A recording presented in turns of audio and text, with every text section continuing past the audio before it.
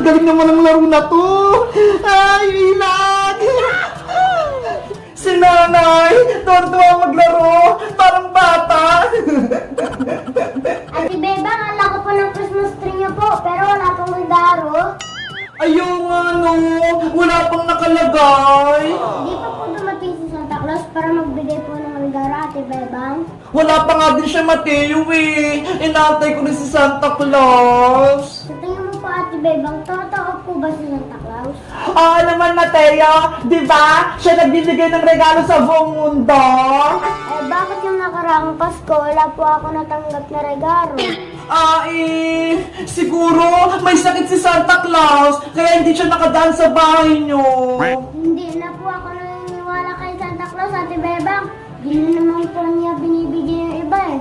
Hay naku, Mateo, totoo kaya si Santa Claus? Talaga po, Aling Sitang? Oo naman, kapag naniniwala ka sa kanya, bibigyan ka niya ng regalo ngayong Pasko. Hindi ko po, Aling Sitang, maniniwala na po ako kay Santa Claus. Ang bilis naman nagbago ng isip mo, Mateo. Kanina, hindi ka naniniwala ah. Siyempre po, Ate Bebang, gusto ko po makatanggap ng regalo po sa Pasko. Ako din, gustong-gusto ko. O siya, matulog na kayo. Bebang, Mateo, malay nyo, dumating na si Santa Claus, bigyan kayo ng regalo. Yay! Dadating si Santa! Tara na, Mateo, matulog na tayo. Papa! Sana bukas may regalo na ako. Mateo, bilis! Nandiyan na po ako, Ate Bebang! Ayun, nakapasok na si Bebang at si Mateo sa kwarto. Kukunin ko na yung regalo nila.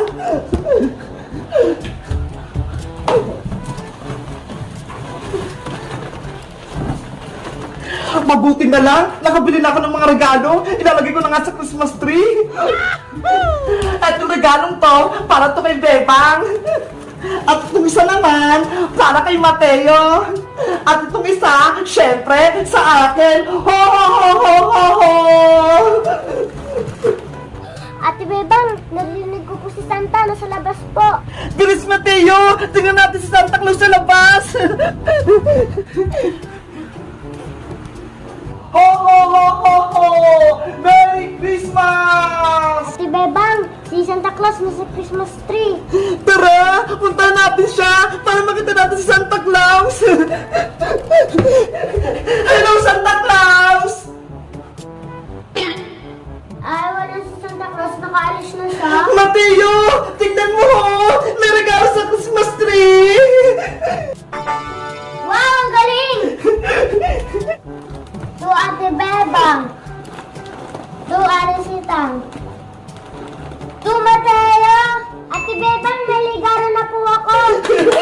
Sabi ko sa'yo, Mateo eh! Totoo si Santa Claus! Binigyan niya tayo ng regalo! Mabuti na lang, hindi nila ako nakita. Thank you, Santa Claus, sa regalo. Bubuksan ko na lang to sa Pasko. Guys, binigyan ako ni Santa Claus ng regalo. Pati si Mateo, binigyan niya din. Sa tingin nyo, si Santa Claus kayo nagbigay ng regalo? Mag-comment lang kayo kung naniniwala kayo sa Santa Claus. Bye-bye! Layla anak, malapit ka nang lumabas. Makikita na rin kita. Tulong! Ayun, nakatulog na yung buntis. Kukunin ko ang laman ng kanyang tiyan.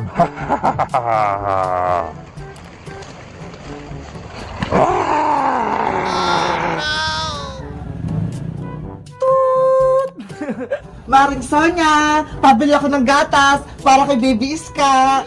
Ay, ang laki na ng anak mo, Maring Greta. Kaya nga eh, ang tako niya kasi uminom ng gatas. Anong gatas pala yung bibili mo, Mare? Yung Berry brand, gusto-gusto yun ni Iska. Saglit lang, kukunin ko. Oh, eto na yung gatas ni Iska. Salamat, Mare. Eto pala yung bayad ko. Si Tere, ang laki na ng tiyan niya. Kailan siya manganganak? Kabuanan niya ngayon, baka sa susunod na araw, manganak na siya. Ang galing! May mga baby na kayo. Si Sitang, may anak na. Si Bebang, at ikaw naman, si Iska. O, si ano pala, si Tere, anong pangalan ng magiging anak niya? Ang sabi niya sa akin, ipapangalan niya daw, Layla. Ay, babae din yung anak ni Tere. Lila yung pangalan. Oo, Maring Sonia. Bibili nga daw siya ng damit sa palengke eh. Ngayong hapon lang. Ano? Gumala si Tere sa palengke ng hapon? Masama yun sa buntis ah. Sinabihan ko nga siya, pero hindi siya nakikinig sa akin. Hindi daw siya takot sa engkanto. Delikado yun. Baka maaswang siya. Uso pa naman yun sa lugar natin. Kaya nga, ako nga, doble ingat kami ni Iska oh. May baon pa ako na asin, pangontra sa engkanto. Sonia! Greta! May masama akong balita! Ano yan, Maring Sitang? Si Maring Tere, hindi pa nakauwi sa bahay nila. Kanina pa hinahanap. Diyos niyo! Gabi na! Ano nangyari kay Tere? Buntis pa naman! Alam niyo ba kung saan siya nagpunta at kung saan siya hanapin? Kaninang hapon, sabi niya sa akin, pupunta daw siya sa palengke. May bibilin lang daw siya. Galing na si paring Oscar doon, hindi niya mahanap yung asawa niyang si Tere. Ano ba yan? Nasaan na si Tere? Oh! Naku! Baka nasung na si Maring Tere! Nasalubong niya yung masamang engkanto! Greta, huwag kang mag-isip ng ganyan! Baka may pinunta lang si Tere, kaya hindi nakauwi ka agad! Sana nga hindi, Maring Sonia! Ang mabuti pa, tulungan niyo akong maghanap para mabilis nating mahanap si Maring Tere! Sige, tutulong din ako sa paghanap, Maring Sitang. Isasara ko lang tong tindahan ko. Maring Sitang, Maring Sonia, hindi ako makasama sa inyo. Karga ko si Iska, oh. Baka mapahamak siya. Sige, Greta, umuwi ka na. Bantayan mo na lang yung anak mo. Iska, tara na. Mabuti na lang yung anak kong si Bebang. Binabantayan ng tatay niya. Sitang, tara na. Hanapin na natin si Maring Tere. Halika na, Sonia. Doon tayo maghanap sa malapit sa tulay. Ang sarap ng kinain ko, anak ng buntis.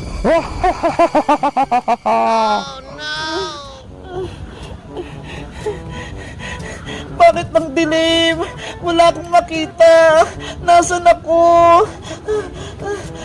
Kawawa ka naman, hindi ka na buntis, hindi na kita kailangan. Sino ka? Tulungan mo ko. Yung baby kong si Laila, lalabas na. Wala ka ng anak, kinain ko na, kaya iiwan na kita. Tulong! Ang sakit ng tiyan ko! Manganak na ako! Maring Sitang, si Tere ata yun. Narinig ko umiiyak. Nasaan siya? Wala akong marinig.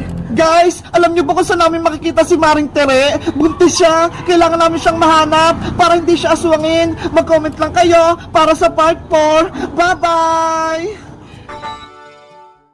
Ay, malapit na yung Pasko. Gumawa pala si Nanay ng Graham. Eto guys, oh. Ang ganda ng pagkakagawa niya. Graham, mango. Meron pa kayo nitong handa tuwing Pasko. Kami kasi, meron kaming handa nito tuwing Pasko eh. Ang tatandaan ko, ang mga niluluto ni Nanay tuwing Pasko, spaghetti, chicken, salad, macaroni salad. Ano pa ba yun? Minsan meron pa kaming pizza, tapos may cake syempre, at pagtapos nun, meron din kami ng mga prutas. Lahat ng prutas meron sa bahay nun eh. Kayo ba, meron ba kayo sa bahay ng mga ganon? Kami kasi, tuwing Pasko, lagi kaming merong ganon. Nakukuntento kasi kaming mga pamilya kapag maraming pagkain. Syempre, hindi mawawala doon si Princess, si Iska, si Boyong, lahat ng mga kaibigan ko, at minsan pa nga, pati yung mga teacher ko, nandun din eh. Kayo, meron din ba kayong mga bisita tuwing Pasko? Ako ang dami. Halika na, samahan niyo ako. Kumain tayo dito ng gawa ni Nanay na Graham Mango. Ayan oh. Tingnan nyo guys. Ang sarap nito. Buti nga, nagawa si Nanay nito eh. Dito ka muna, Big Bird ah. Kukuha lang ako ng Graham Mango. Medyo matigas na siya. Masarap to. Wow! Eto na guys, titikman na natin yung gawa ni Nanay.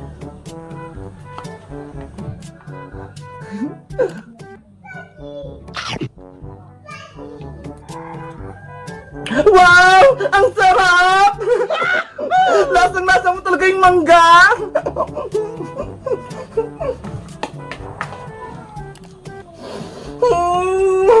Gusto ko to! Ang ganda nga gumawa ng Graham, hindi talaga nagbabago. Mamaya ko natatawagin si Iska tsaka si Princess. Meron naman silang pinggan dito ho. Kaso, si Princess, baka ubusin to eh. Mawalan pa kami ng handa.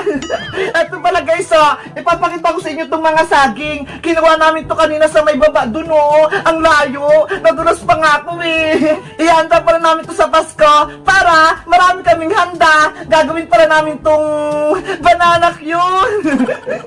Diba? Masarap yun. Guys, kayo ba? Anong favorite yung handa tuwing Pasko? Ako kasi Graham. Tignan nyo, wala pang Pasko. Kumakain agad ako. Kasi ang sarap nito eh. Maubos ko na. Wild ako.